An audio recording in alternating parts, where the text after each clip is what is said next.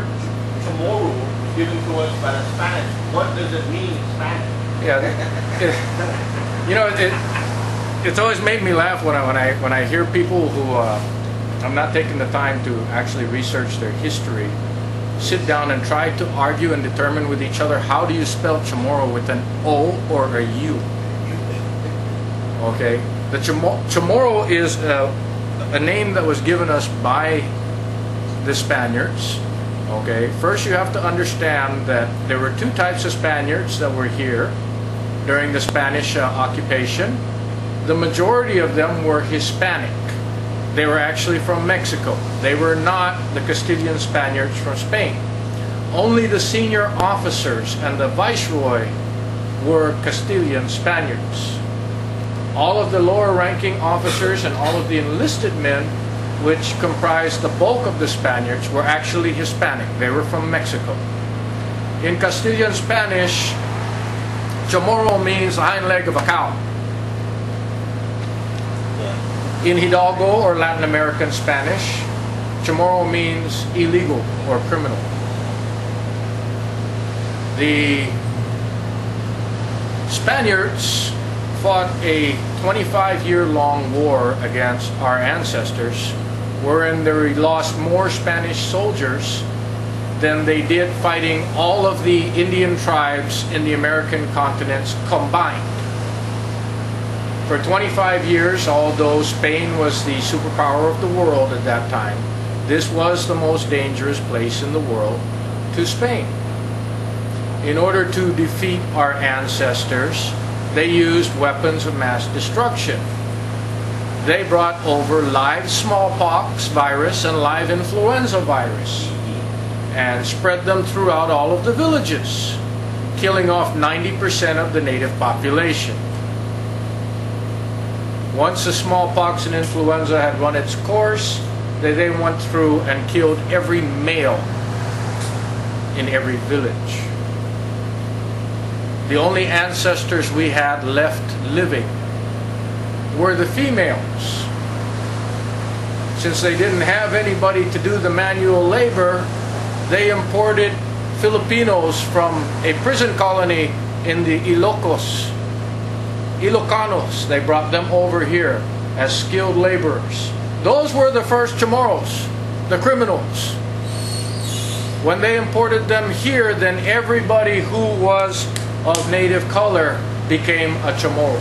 And that is how we got our name. Just to share a little bit of history too, that at that point, it was the female's last name was the name of the household.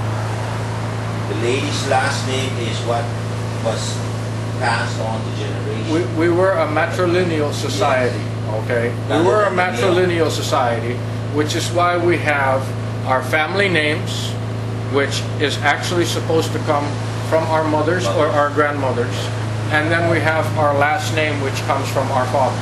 We are a matrilineal society. Anyway, I heard from my family, that Guam is Ladron. You know what is Ladron?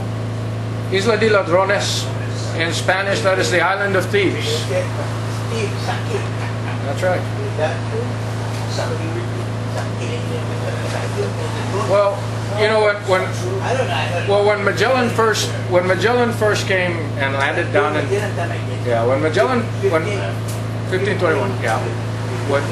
When Magellan first landed down in Umatac, okay, what happened was the Spaniards came on the island, okay, and they helped themselves to the fresh water and the fruits and the vegetables and the fish that the Manatsang down there had available for them. Okay, and then they took it back to their boat, not understanding that we have been trading for centuries out here.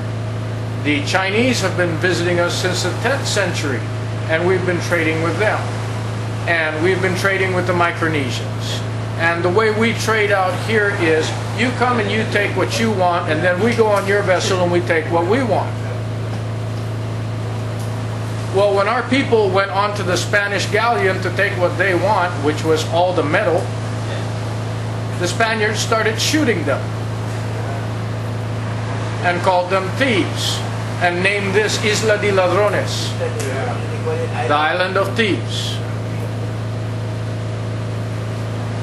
That's how that name came about. But the original name of this island is Boam, B-O-A-M. And that's according to the Spaniards. What are the chances of the Chamorro tribe in the future integrating with Ian entirely as one people, one archipelago, benefiting all the Title 25 and coming together? In other words, bringing the CNMI and Guam together once and for all? Yes. The way it's supposed to be? No American, Japanese, brother fighting against sister, sister against brother, just come together as one tribe for the first time. I think that would be in the best interest of both our people as well as the United States of America. As long as we can do it without combating each other. Okay? You have some Chamorros in Guam that don't care for Chamorros in NMI, and you have some Chamorros in NMI that don't care for Chamorros in Guam. But you know what? It's time to put those differences aside and focus on preserving ourselves as a people for the future generations. Right now, the NMI is drowning economically. It can't even afford to keep its generators running to provide power to its people.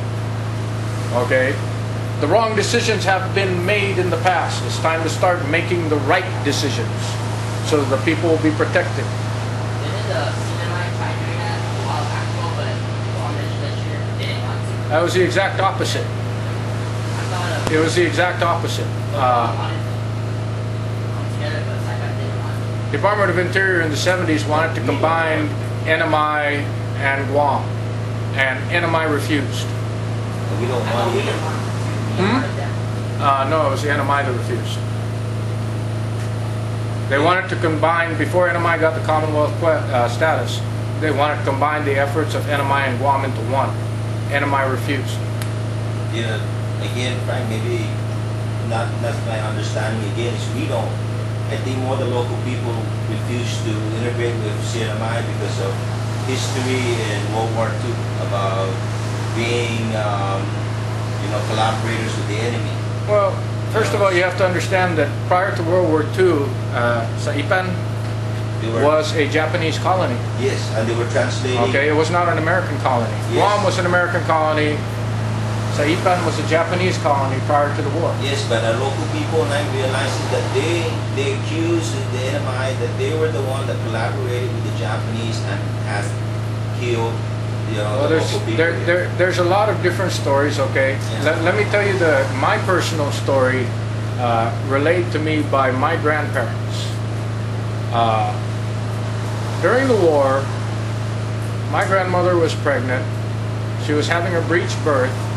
Her mother-in-law lit a candle, because it was at night, lit a candle to assist her with the birth. The Japanese saw the light.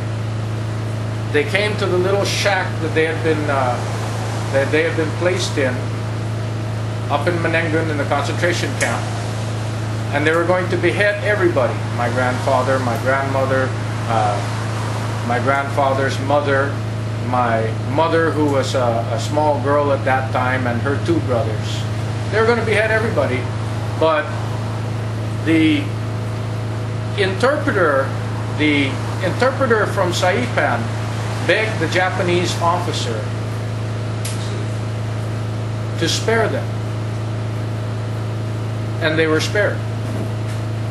That's my family's personal experience with the NMI interpreters. And from other families I have also heard, I've even spoken to some Manamkus who were here as interpreters from the NMI, that said that their families were held hostage back in Saipan and would be killed if they did not do as they were told here. So, based on my family's experience, I say you cannot judge an entire people on the actions of a few, because no matter what type of organization or peoples that you're talking about, you will have some that are good and some that aren't.